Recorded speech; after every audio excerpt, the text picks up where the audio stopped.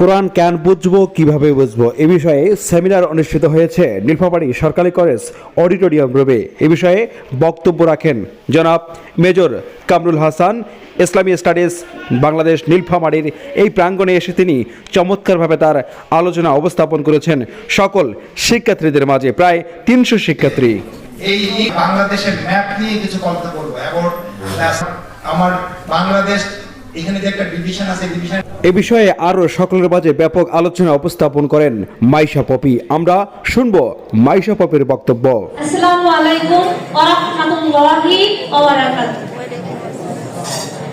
লেখাপড়া করে যে গাড়ি ঘোড়ায় চড়ে সে, ছোটবেলা থেকে এই তো শুনে বড় হলাম।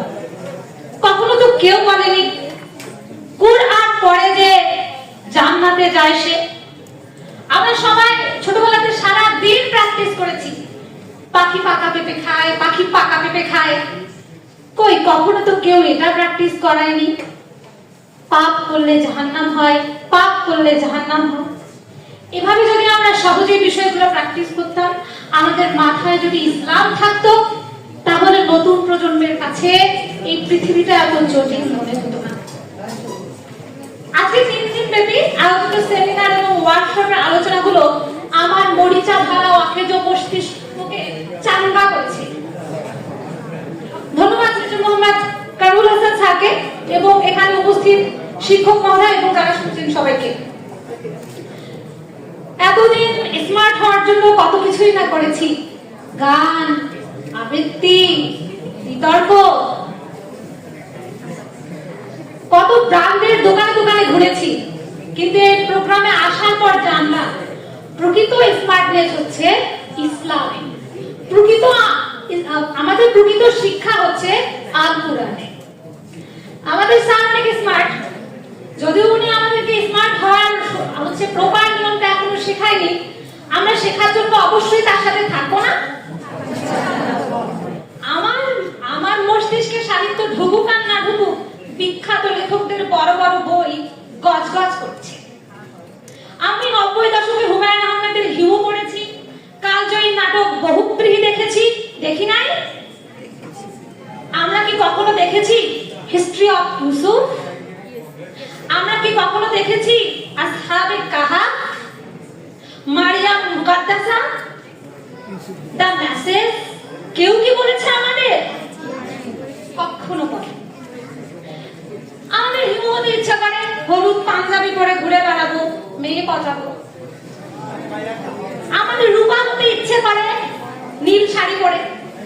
কখনো তো মারিয়াম আলাইহিস সালামের মতো আমাদের আদর্শবান নারী হতে ইচ্ছা জাগেনি, কারণ আমরা এসব কিছুই জানি না। আমরা তো কোরআনকে তুলে রেখেছি লাল কাপড়ে শক্ত করে, যেখানে মশা মাছি পৌঁছাতে পারে না স্যার বলেছেন, সেখানে আমাদের মতো ছোট ছোট মানুষ কিভাবে পৌঁছাবে?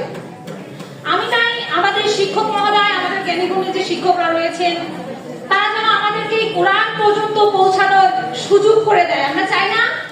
অবশ্যই চাই।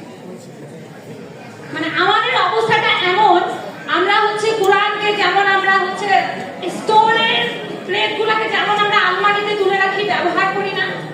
ওয়ান টাইম প্লেট একদম রাজত্ব করছে, 2 টাকার অস্বাস্থ্যকর ওয়ান টাইম প্লেট। ঠিক সেভাবে আমরা পাশ্চাত্য সংস্কৃতিতে বেড়ে উঠেছি। আমাদেরকে সঠিক দিন, আমাদেরকে সঠিক পথ কেউ কখনো বলেনি। এই দোষ কি আমাদের? আমার তো টিকটকার হতে ইচ্ছে করে।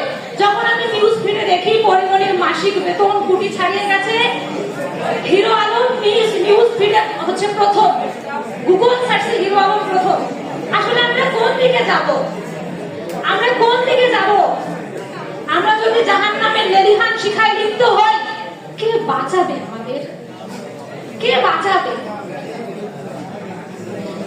আমরা চোখের সামনে দেখছি বিশ্বের সবকিছু পুড়ে যাচ্ছে, ক্ষমতাধর রাষ্ট্র যেখানে অসহায়। I see, I remember, I practice, I learn, I teach, I master. অর্থাৎ আমি শিখাই,